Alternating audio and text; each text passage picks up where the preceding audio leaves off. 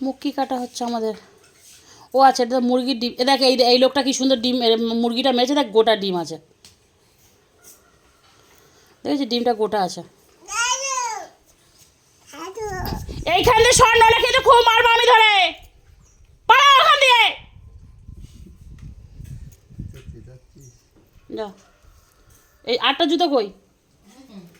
ননো 8টা জুতো কই? যা এখান থেকে পালা, তুই এখান থেকে পালানো, আমি তোকে মারবো ধরে। পালা। কোথায় যাচ্ছিস না কোথায় তুই? একটা জুতো নিয়ে।